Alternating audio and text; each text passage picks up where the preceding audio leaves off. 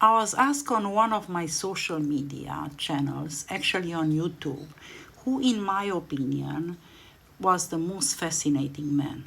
Well, very simple for me, Alexander the Great of Macedonia. Please now pause this video and try to find out how small Macedonia was before his reign.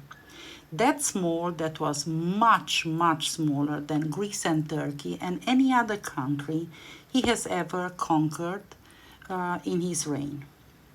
Just imagine that small, insignificant, and poor country of just tens of thousands of people then, ruling over millions of foreigners. His army was just about of 40,000 soldiers.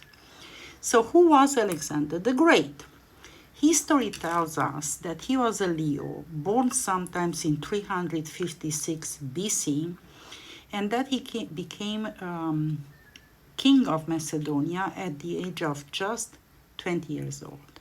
He succeeded his father, Philip II, a guy with a brilliant mind, but not that brilliant as Alexander's, because by the age of 30, he conquered every country that counted in that time. Therefore, he built the biggest empire ever known. The first king who never lost a battle. His organization skills, logic, and strategy are still envied. So how did he become that great? As I said, his logic was brilliant. Therefore, when he began his reign, he made sure to eliminate every potential rival to the throne. Therefore, he had total power. Then he trained his mind. His mentor was Aristotle, who was a student of Plato, and Plato was a student of Socrates. Therefore, Alexander the Great learned from the best and had a very, very logical and great education. Then he started learning strategy, and campaign after campaign, he invaded Persia, then Syria, Assyria, Babylonia, and Lebanon.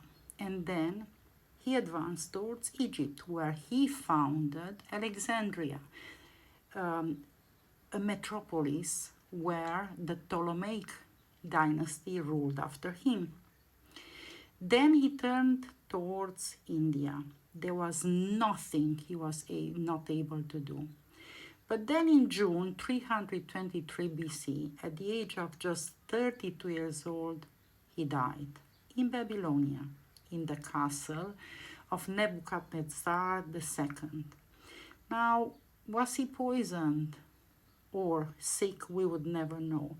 But what we know is that even Julius Caesar and Augustus visited his tomb. That's how famous he was. We also know that after his death, his empire cracked and went to pieces, because nothing lasts forever. Neither power, nor money, no fame. Therefore, if there is one lesson you can learn from the life of Alexander the Great, would be to build a spiritual empire. In the material world, nothing lasts forever. Energy over matter, by the way. Bye from New Zealand.